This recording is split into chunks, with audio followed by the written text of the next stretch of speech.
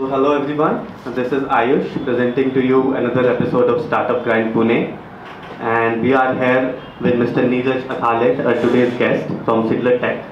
And for people who are coming here for the first time, brief intro about what StartupGrind is. So StartupGrind is a community for startups to engage, to educate and to inspire entrepreneurship and entrepreneurs. The idea is to bring together motivational stories, to bring together inspiring people so that we can help, we can learn, we can create our own startups and our own stories. So starting from here, I would like to introduce Neeraj, and my first question would be, Neeraj, please tell about yourself and your entrepreneurial journey. Sure. Hi everyone. Yeah, my name is Neeraj Athalye, and I'm a partner at Sydler Technologies with a colleague of mine. A little introduction: I'm a mechanical engineer and have been in multiple roles prior to this for about last 17-18 years. I've been working across companies like Honda, like John Deere. For the last 12 years I was with SAP India, heading the cloud business for India, and that's when I kind of saw the potential of cloud in the market and how customers are changing, and that's when I decided to jump and start something on my own. Should have done it long back, but it's always better late than never. So I'm a biker by heart, do a lot of riding and motorcycling to unwind during the weekends. In fact, I was at Lavasa today, which is why you see me in this instead of a tie and suit. Yeah, so that's been kind of where I come from. Wow. So as you said, like better late than never. So definitely you should start out when you feel you should start out. So that being said, Neeraj, I'd like to know, like I saw a lot of experience on your LinkedIn profile, but I'd like to know is you have started any other startups as well prior to Sydler, or Sydler was your first startup? I think I started, I would say, 3 different companies at the same time. Sydler is my main startup. That's where we do a lot of software. We are SAP Cloud partners, and we do many other things. My second startup is an IoT, Internet of Things, called iBot. That's something I started with a friend of mine who's the father of that invention. His name is Ravi. He's based in Hyderabad. And the third startup is essentially around motorcycling. So since it's a passion come interest area, we've started a mobile app for motorcyclists. It should go live maybe a quarter down the line. So something interesting. So 3 startups at a time, but essentially each one has its own foray, and each one has got a specific guy who I work with. Right.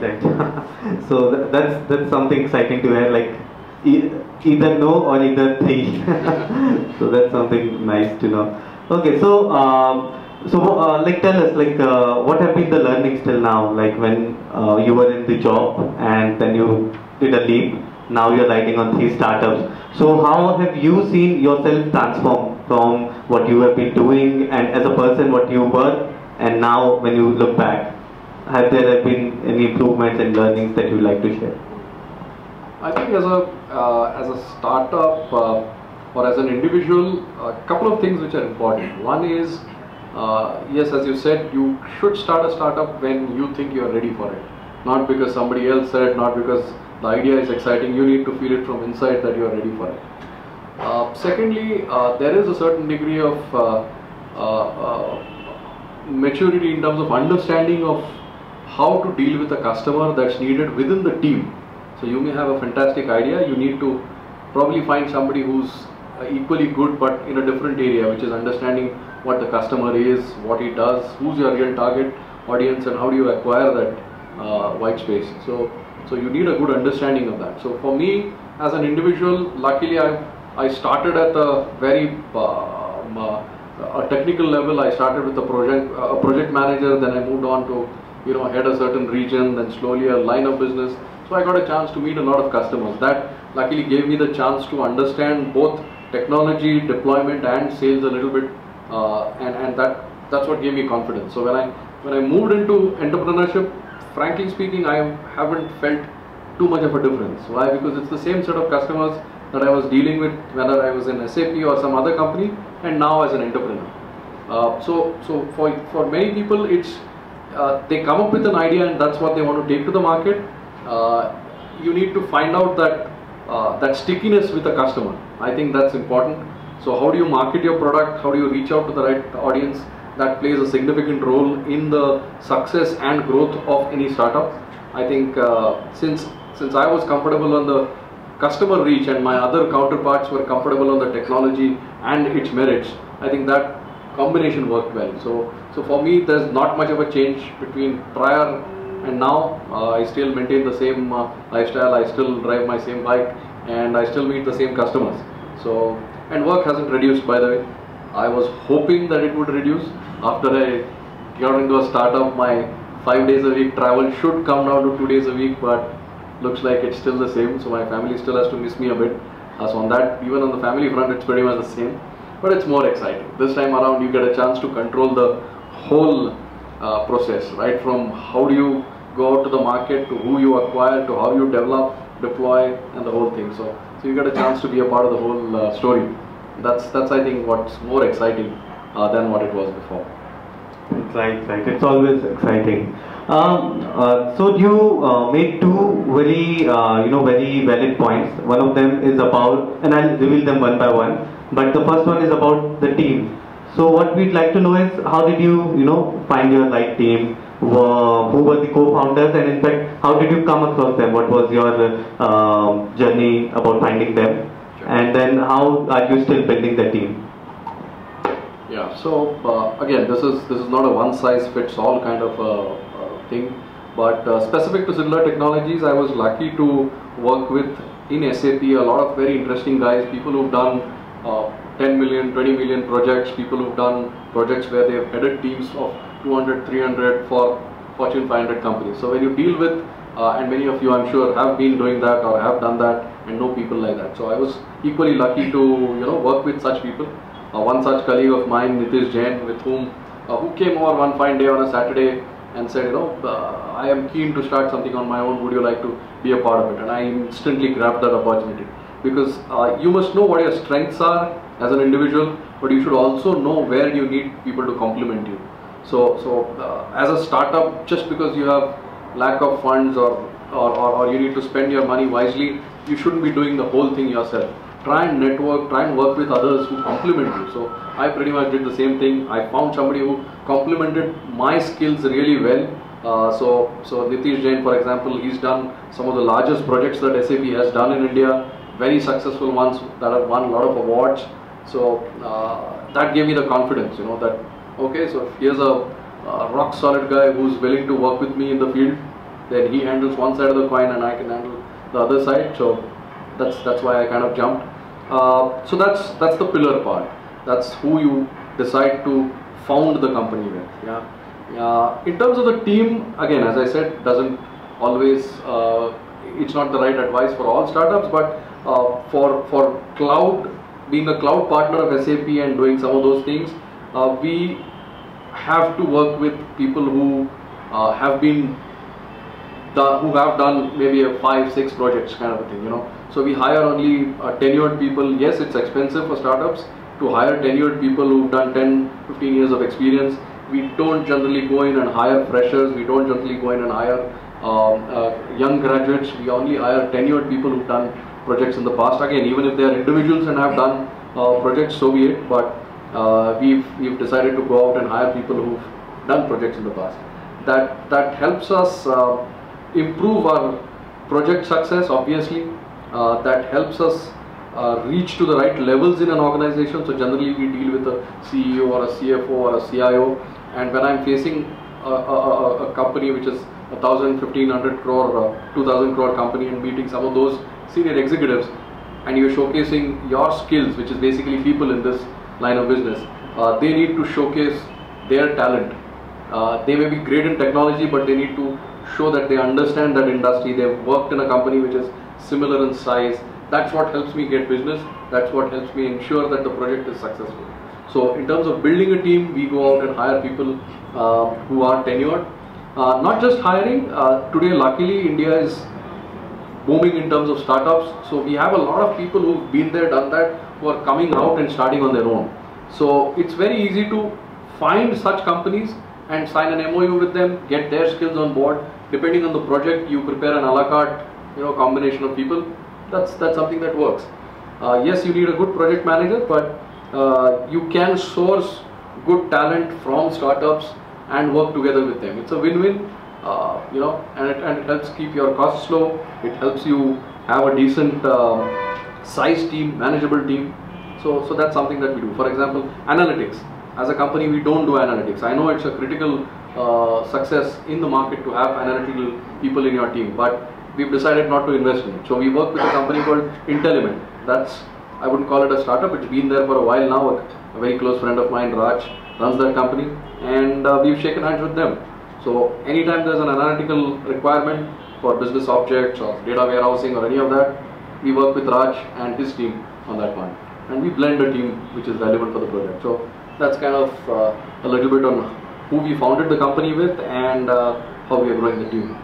Your other two startups, how did you found the co-founders for them? Right. So about 6-7 years back, Ravi, close friend of mine, met me in Singapore, and he said, Neeraj, I think Facebook is booming. You've got a lot of people talking to people. Let's create a Facebook of machines where machines start talking to machines. So I was always a little bit innovative. Even in SAP, I found that whole idea very, very interesting. I said, fantastic. I mean, you've got a great idea on board. Go ahead, get started. Tell me what you need from my side. And that time, I had never intended to join him. So I just connected him to a whole bunch of customers of mine who were looking at something like that, or who could give him inputs.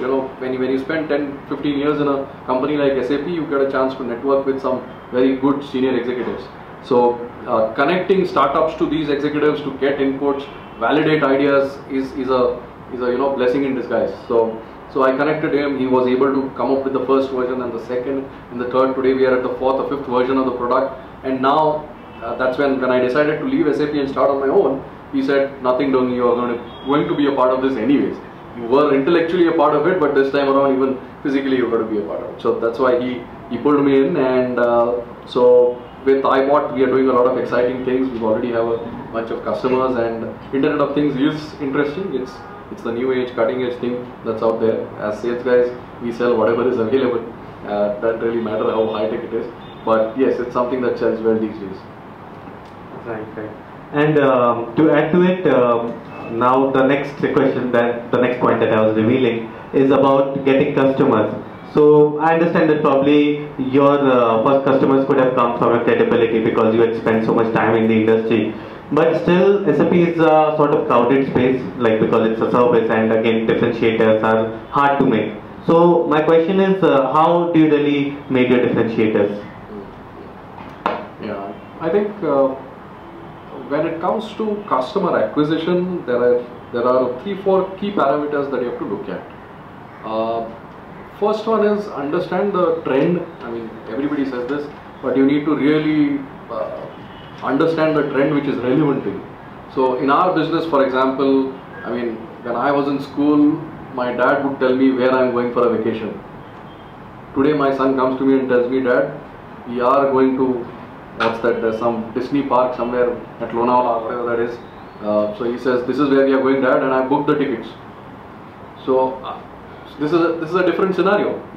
I mean, we clearly understand that the decision maker has changed today. It's not the same decision maker who was there 5 years back. So you need to understand who the decision maker is for whatever product or service that you're selling, because it is not the same guy who it was a couple of years back. Secondly, I would say, I'll give a few examples to kind of elaborate. Several years back, if I would go to the gym, I would say, I lift 90 kgs, I do a bench press, I do a squats or whatever it is. I would be talking about weights. Today you ask anybody, some of you would say, I burned some 320 calories just now. So whole life is getting quantified. How many breaths you took, how many walks you took, how many steps you've taken.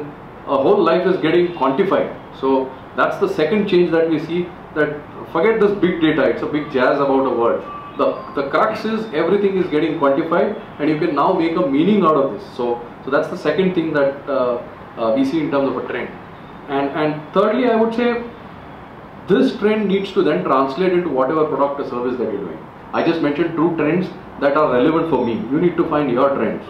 So one is keep reading keep watching TED, keep watching, reading HBRs, keep reading a lot of stuff that helps you understand where the market is moving, and not just locally. There's always a good connection today between local and global. It's no longer a isolated world. So understand trends. This is number one. Second is, if you look at a triangle, then I mean, any of you who's been selling things would understand that the top part of the triangle is the premier customers.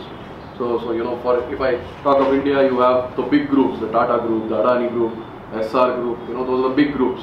So if you've got to touch that group, then you need to either have a person who is that good in your company who has that relation, or you should have a process that good which allows you to penetrate through that mesh and reach to somebody as big as an SR. Or you should figure out a way of demand generation that you have a pipeline where SR figures out. So people, process, pipeline. These are the three most important things for any startup. To penetrate through the maze and reach out to a customer. So you need to understand where in that triangle is he fitting. He's a 50,000 crore plus company. Is he a Fortune 500 company in the top part of the triangle, or he's somewhere in the middle, or is he a small and medium enterprise, really a small ones, again, small as in quantification wise, maybe a 50 crore, a 100 crore, a 400 crore, those fall in the SME category. So is it a small and medium enterprise that you're trying to capture? So your pitch to a customer is the second most important thing. If you're pitching to the top, it has to be value, because they understand value. If you're pitching to somebody in the middle, it has to be growth. If you're pitching to somebody at small, it has to be total cost of ownership and making sure that things run at the lowest cost. Again, this is not one size fits all. This is kind of what we've seen in the last several years, that this is the pitch that works. And so you need to prepare your own pitch for your product or service. That's the second part. Third and most important, again, not in the same sequence, but I would say, when you reach out to a customer, how do you differentiate yourself with the competition? In your case, the competition, if you're a startup, if your product is so damn good that it's very different from the rest of the world, which means generally that there is nobody out there competing with you, really speaking. If that is the case, then your general competition is the company that you're going out to. If they like the idea, they might develop it themselves. But never get scared with such things. Still go ahead and pitch. But who you are competing with is a very important thing to understand. There will always be somebody else who does it a little better, a little less better out there in the market. You need to find your pitch. What is it that differentiates you from the rest? Is it quality of the product? Is it quality of the service? Is it, again, that's very specific to what you're doing. So I would say these are the three important things that you need to look out for. One, the trend. Second, people, process, pipeline. And the third is, how do you differentiate from competition? You get these three right, chances of you hitting a good number, chances of you getting your first 5 deals in the first year itself, they're quite high. Right, very valid points. These are really very important points, I suppose. Just to remind the audience, if you have any questions that you want to ask, please tweet and use the hashtag StartupGrind Pune. So I'll be knowing and I can ask him. So feel free to tweet. Neeraj, our question would be, and this is a very nice question which I was asked once and I usually ask people.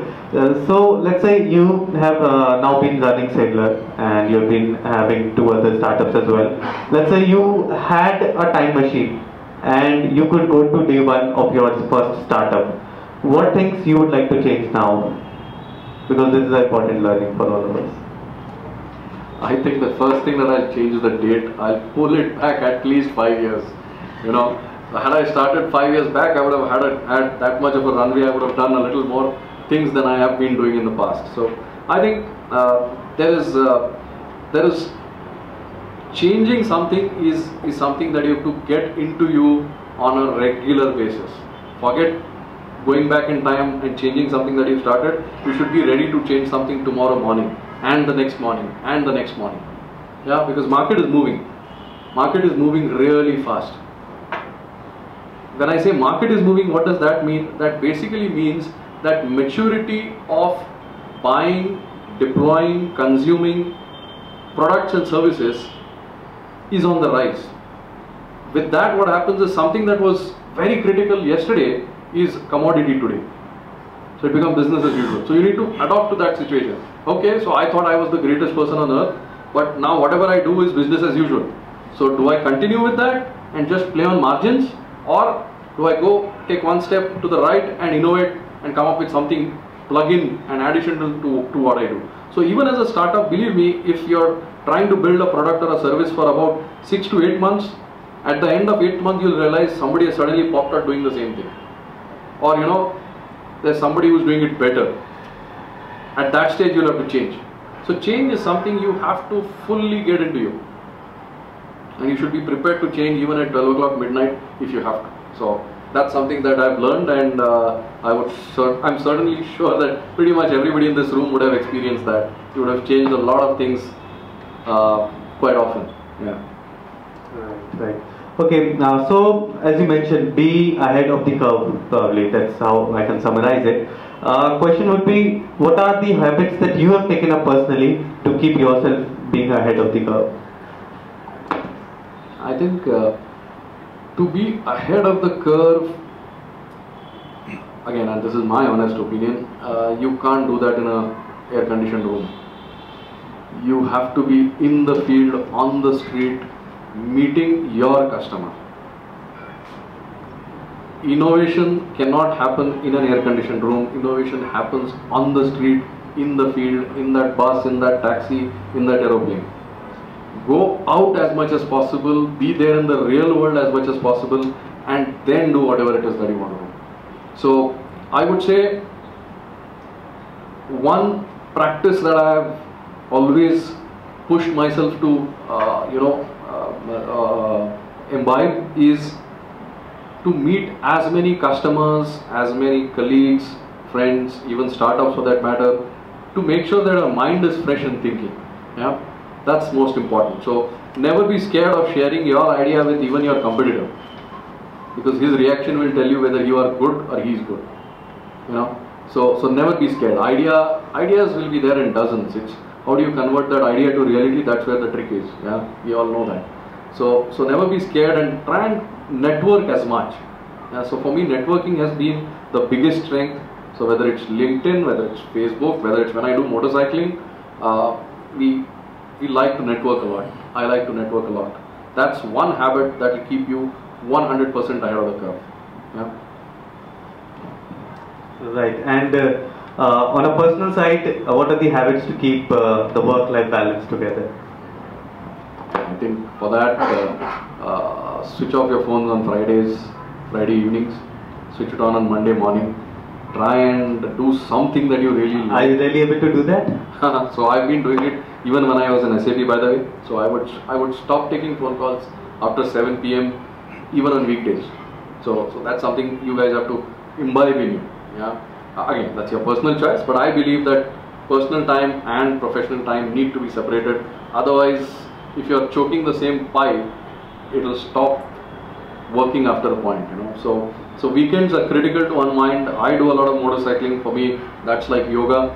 For you, it may be actual yoga. For you, it may be jogging, exercising, whatever it is. But try and unwind for sure. Yeah. People listen to music sometimes for unwinding. Don't use external liquids to unwind. You think you're unwinding when you do that. You're screwing up your health a little bit more if you get into that. Do that when you need it to, but still do something refreshing with family and friends on weekends. At least I do that. Recently I had gone to Nepal and I had a great time. I had switched off everything for about 15 days. Excellent experience. It takes you into territories that you would normally not go to. So motorcycling also taught me a few things, by the way. So I'll give you a small example. So when I first was introduced to my club called Fire Lodge, and it's a Royal Enfield club. The first day that I joined, I was racked a little bit because I hadn't ridden the way these guys had. But then they taught me a few things.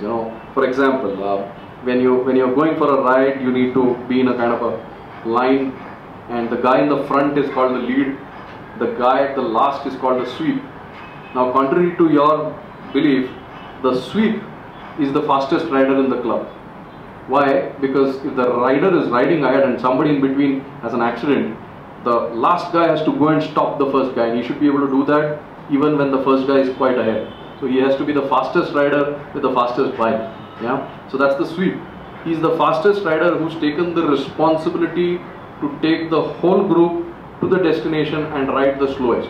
How many of you think you can do that? You know, that I'm great at talking, but keep your mouth shut for the whole seminar. You know, can you do that? Difficult. But that's something motorcycling teaches you. Or the lead is supposed to overtake a truck only when he's sure that the 5 guys behind him can overtake. If 5 guys behind him can't, but he can, he's not allowed to. You know, so there are rules. There are rules within motorcycling. Or there's somebody called a mid-pack. Mid-pack is a guy, if your motorcycling group is more than 15, you have a mid-pack. Why? Because the front team might go ahead and the back might remain there. So the mid-pack's job is to make sure that, you know, he keeps both these in sync and they go in a sequence. So motorcycling taught me a lot. And when I looked at my work, my professional life, so I was heading large teams in SAP, multicultural, multi-locational, God knows all sorts, multi-technology talented. So when you're doing that and you're taking a huge group of people from point A to point B and achieve your yearly targets, you need to understand these things. Who's the lead in your team? Who's the mid-pack in your team? Who's the sweep in your team? You know, who's responsible for safety? So even in professional life, you need to do these things. So I learned a lot. When you take unwinding seriously, you'll find the parallels. Yeah. I mean, we can always connect things that we are doing to our work if we want to. So my last 2 questions for you today, and then we'll go to the audience if they have further questions.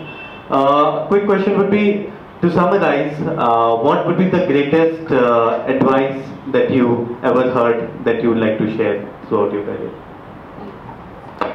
I think the greatest advice would probably, that's hard, but I think a motorcycling colleague of mine actually gave me this advice which I experienced, you know, which is try and push yourself to go into areas that you're really scared of going into. You know, a lot of the times you try and live in your comfort zones, try and push yourself to go outside the comfort zone. You know, when we are doing a job, when we are even in a startup, after a point you'll realize you're doing the same things because you're really good at it. So pushing yourself outside the comfort zone, that is when you will really learn. You'll learn a little bit more than what you ideally would. Even leaving a job and going into a startup, for you as an individual, as a human being, that is pushing your limits, and that will grow you as an individual. And you'll learn much more things. Your personality will change. You'll get a much more rounded personality. I think pushing yourself beyond your comfort zone is one advice that I got from a motorcycling buddy, and since then I have been following it quite religiously actually. Right, and the last question would be easy. So the question is, what are your goals for Sydler this year and for 2020? How do you see Sydler growing? I think for Sydler, the most important thing that I want to do is to be associated with the top 10 innovative companies in this country. That's my ambition. That's my goal for the next 2 years. The top 10 most innovative and ambitious companies in the country should be my customer. I'll do whatever it takes to grab them. I'll do whatever it takes to get a deal through them. I'll do whatever it takes to be a part of their journey. That's my ambition. It's very easy to put revenue targets and achieve them. What is difficult is to do the right thing, because the right thing is what will sustain the business. That's what will keep the business running and going ahead. Yeah. One more thing that I generally do when it comes to setting targets is make sure that this target is very well known and understood by the whole team. So it's not just my target, it becomes the target of everybody within my team. That's very important. That force multiplier really helps. Don't ever keep targets in your and your partner's mind. Make sure it's written on the wall, make sure even your watchman knows it. Yeah? Because collective push towards a certain direction is much more strong than you individually trying to pull something to achieve it. Yeah? So Sydler, my most important target would be to have the top 10 innovative and ambitious companies in this country to be my customer. Definitely. We wish you all the best and a round of applause for Neeraj too.